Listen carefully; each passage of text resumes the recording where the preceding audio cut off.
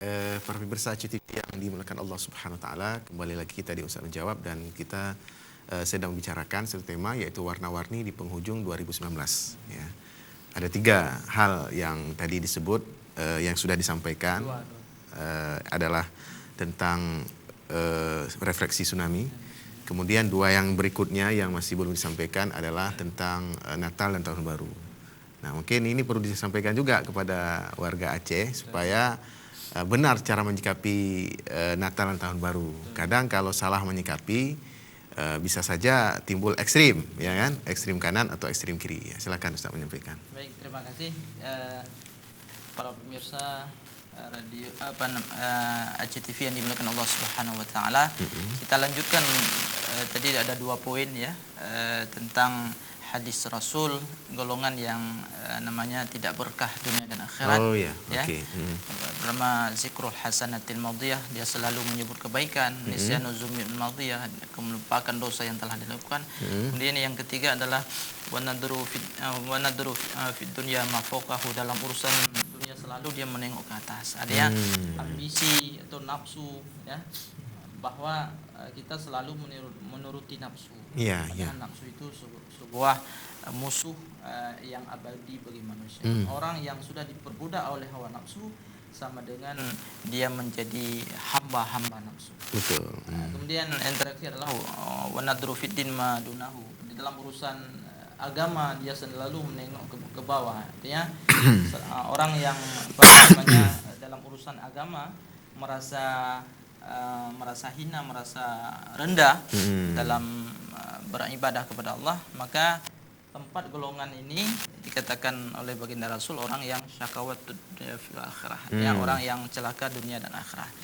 Makanya refleksi tsunami yang sudah 15 tahun berjalan, hendaklah kita introspeksi, kita evaluasi, hasibu anfusakum qabla an tuhasabu. Artinya harus kita belajar dari peristiwa-peristiwa yang terjadi. Kenapa ini bisa terjadi? Ada apa? Jadi ketika musibah terjadi untuk orang beriman, itu namanya sebuah cobaan atau untuk menaikkan derajat. Tapi ketika musibah ini diartikan bagi orang yang kufur, orang yang tidak beribadah, itu bagian daripada azab. Tapi orang kategori adalah bagi orang yang 50-50, setengah dia melakukan ibadah, setengah dia melakukan maksiat, itu namanya istidraj ya. Artinya Allah membiarkan dia berlarut tapi tanpa disadari bahwa dia sudah terjerumus dalam kebinasaan. Makanya para pemirsa TV yang dimuliakan Allah Subhanahu wa taala, mari dengan peristiwa-peristiwa yang terjadi di masa silam hendaklah menjadi sebuah pengalaman dan guru yang berharga bagi kita. Nah, berbicara tentang persoalan 25 Desember, peringatan hari Natal bagi umat Kristiani. Bagaimana sikap kita selaku umat Islam, selaku muslim ya? Artinya di ketika ada pendapat atau pernyataan bahwa tidak ada larangan umat Islam menyatakan atau mengucapkan hari Natal, itu satu sisi sebuah kesalahan yang fatal. Artinya itu berdasarkan man tasyabbaha biqaumin fahuwa minhum ya. Sesuatu yang menyerupai sebuah kaum itu pertanda kita bahagian daripada kaum tersebut. Apakah menyerupai di segi i'tiqadnya, di segi ucapannya, bahkan di segi perbuatannya. Nah, di ketika seorang muslim dia sudah berani menyambut dan menyatakan dan mengucapkan selama hari Natal, itu satu sisi dia sudah membenarkan bahwa sesuatu yang dilakukan oleh umat Kristiani itu benar. Bahwa benar Nabi Isa itu disalib, bahwa Trinitas itu benar, dan ya hal-hal yang lain yang dibenarkan oleh umat Kristiani. Dengan kita mengucapkan selama hari Natal sama dengan kita telah membenarkan perbuatan-perbuatan yang menjadi tradisi mereka. Makanya hendaknya kita berdiam diri dalam hal akidah. Itu lakum dinukum waliyadin. Kita umat Islam ini umat yang sangat toleran. Jadi ketika hari ini intoleran dituduhkan kepada umat Islam, ini sesuatu pernyataan yang sangat menyesatkan, yang sangat merisaukan. daripada komponen umat Islam itu sendiri. Makanya kalau berbicara Islam itu kan sebuah agama yang damai. Diambil dari kalimat aslama yuslimu islaman. Ini kedamaian di dalamnya. Kenyamanan di dalamnya. Tidak ada agama yang senyaman daripada nyamannya di dalam Islam itu sendiri. Agama yang penuh toleran, agama yang penuh silaturahmi di dalamnya. Makanya kita biarkan mereka beribadah, jangan mengusik mereka beribadah, tetapi kita harus menjaga identitas dan marwah kita selaku umat Islam, dan jangan sekali-kali kita ikut serta baik langsung atau tidak langsung terhadap perayaan-perayaan yang diadakan oleh mereka. Kemudian berbicara dengan tahun baru, ya, tahun baru Masehi. Pada satu sisi itu sah-sah saja kita mengucapkan selamat tahun baru misalnya. Tapi pada satu sisi yang lain kita selalu mengucapkan selamat tahun, ya, tahun baru berganti dari tahun ke tahun. Tapi pada satu sisi yang lain, pernahkah kita berpikir selamat itu tidak tentu kepada tahunnya? Apakah iman kita seiring dengan pergantian tahun, pernahkah kita berpikir iman kita ini selamat atau tidak? Ilmu kita berubah atau tidak? Hanya tahun baru, tahun saja yang baru. Bagaimana iman kita baru enggak? Atau semakin kurang dari tahun ke tahun?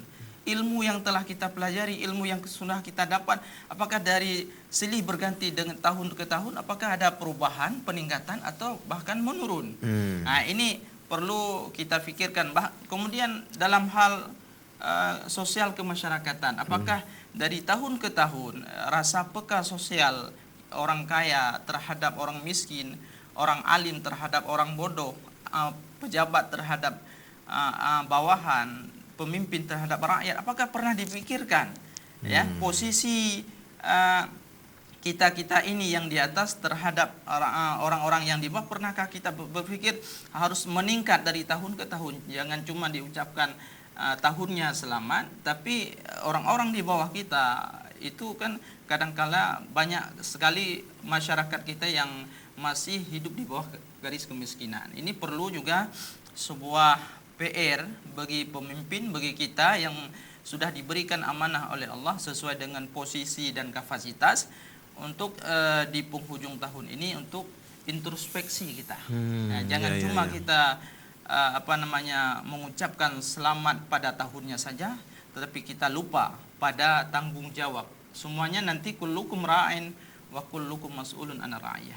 Jadi semua kita nanti akan dipertanggungjawabkan, dipersoalkan oleh Allah terhadap apa yang telah kita pimpin hari ini. Hari ini boleh kita berbagi fakta, ada yang menyalahkan si A, si B dan sebagainya. Tetapi nanti di hari kiamat, yauma la dhilla illa dhilluh, satu hari yang tidak ada naungan pertolongan kecuali Allah, maka di sanalah keadilan yang maha adil dari segalanya. Makanya berbicara warna-warni di penghujung 2019, apakah tentang tsunami atau hari Natal dan tahun baru itu sendiri, kami menyimpulkan yang bahwa kita hendaknya segala sesuatu harus ifda' binafsih, harus melihat atau melihat dengan kacamata dalam dulu. Jangan sekali-kali kita melihat sesuatu dengan kacamata luar, ya. Makanya Imam Al-Ghazali beliau memberikan sebuah sinyal atau sebuah tausiah kepada kita, hendaklah kita selalu hidup seperti simbol matematika. Ada 4 ya simbolnya, ada tambah, kurang, kali, bagi. Tambah itu namanya dosa jangan pernah ditambah, tapi dosa terus ditingkatkan. Kurang itu namanya amal jangan pernah dikurang, tapi amal itu terus ditambah. Yang kemudian kali, hidup hanya sekali, maknanya hidup yang sekali, walaupun kita berubah ada 6 era kehidupan, ya. Tetapi yang dimaksud hidup sekali adalah hidup yang penuh perjuangan, itulah dunia ini. Hidup yang untuk menanam kebaikan sebagai investasi akhirat. Kemudian bagi, maknanya cinta jangan pernah dibagi. Cinta hakiki adalah milik Allah. Jadi ketika cinta sudah kita terbagi-bagikan, cinta kepada jabatan, cinta kepada anak, istri dan sebagainya, maka pada satu saat dia akan berpisah. Sehingga pada satu sisi yang lain Imam Al-Ghazali menyatakan khud dunya ala yad wa la yutman fi qalbi. Ambillah dunia itu diletakkan di tanganmu, jangan sekali-kali disimpan di dalam hatimu. Segala sesuatu yang diletak di tangan, harta, tahta, wanita dan segala sesuatu itu bersifat duniawi semata, maka ketika berpisah kita siap menyatakan innalillahi wa inna ilaihi rajiun. Dari Allah datang kembali kepada Allah. Tapi ketika dunia itu sudah dirasuk di dalam hati manusia, ketika berpisah sangat-sangat sukar kita siap menerima berpisah dengan harta, tahta, wanita dan segala sesuatu yang bersifat duniawi, karena intinya dunia itu jangan pernah dimiliki, tetapi dunia itu hanya sebatas dinikmati saja. Seperti itu ya Ustaz ya. Baik, jadi sebenarnya yang beliau sampaikan tadi ada 3 item yang perlu menjadi upaya-upaya kita dalam menyikapinya. Yang pertama adalah refleksi dari tsunami itu sendiri. Yang kedua adalah Natal dan Tahun Baru. Bagaimana cara menyikapinya, tentu ada perbedaan-perbedaan seperti tadi. Nah, saya melihat ada hal lain yang juga perlu disampaikan ke masyarakat ya. Selain tadi kalau hubungan kita dengan non-muslim ya, hubungan toleransi sudah pasti. Ini berdasarkan ayat dan hadis juga. Tapi kalau misalnya ada ritual-ritual agama mereka yang tidak sesuai dengan kita, karena memang ada perbedaan dan ada juga persamaan. Nah, mungkin tadi Ustaz menyampaikan perbedaan ya, perbedaan antara kita dan mereka, sehingga cara menyikapi itulah lakum dinukum waliyadin. Nah, mungkin dari sisi persamaannya gimana Ustaz? Karena meskipun memang berbeda ya, Nabi berbeda, segala macam berbeda, tapi antara kita dan mereka kan sama-sama umat beragama. Nah, itu bagaimana cara kita memberikan pencerahan ke masyarakat agar perbedaan agama itu tidak menjadikan persoalan. Jadi konflik ya.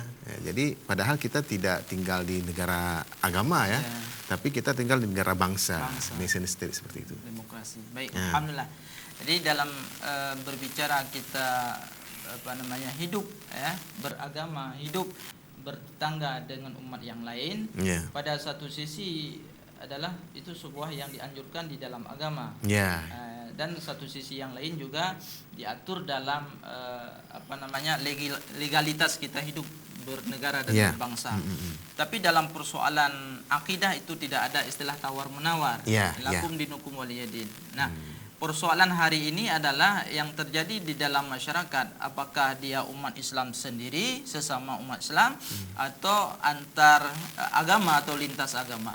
Yang jadi hari ini sebelum kita berbicara masalah yang terjadi dengan lintas agama, banyak sekali hari ini yang terjadi masalah di dalam agama itu sendiri, internal, sesama muslimnya, internalnya. Kita hari ini sibuk membesarkan persoalan furu'iyah, berbeda pendapat dan sebagainya.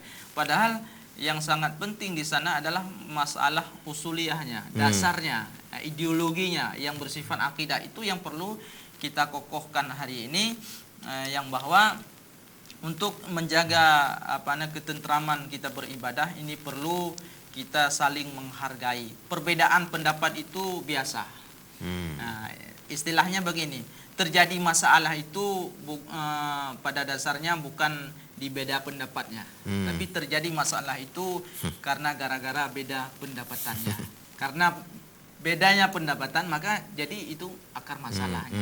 Itu biasa. Tapi ketika hari ini orang mengklaim terjadi masalah itu di beda pendapat, itu namanya kita belum siap ya, belum siap sebagai bangsa untuk menerima perbedaan-perbedaan. Jangan gara-gara perbedaan itu terjadi masalah, tapi dari perbedaan itu adalah menambah khazanah berpikir, menambah pengalaman, menambah wawasan untuk kita berbangsa. Dalam umat beragama atau lintas beragama, maka kita saling menghargai ya tradisi-tradisi yang mereka, selama mereka tidak mengganggu ideologi dan tradisi yang terjadi dalam masyarakat kita itu sendiri. Baik. Seperti itu ya. Baik. Saya kira para pemirsa CTV yang Allah Subhanahu wa taala sangat jelas sekali yang beliau sampaikan tadi menyangkut warna-warni ya, warna-warni di penghujung 2019. Mudah-mudahan informasi yang berharga ini bisa mencerahkan kita semua. Kita tutup dengan doa kafaratul majelis, Ustaz. Subhanakallahumma wa bihamdika asyhadu an la ilaha illa anta astaghfiruka wa atubu ilaik. Assalamualaikum warahmatullahi wabarakatuh.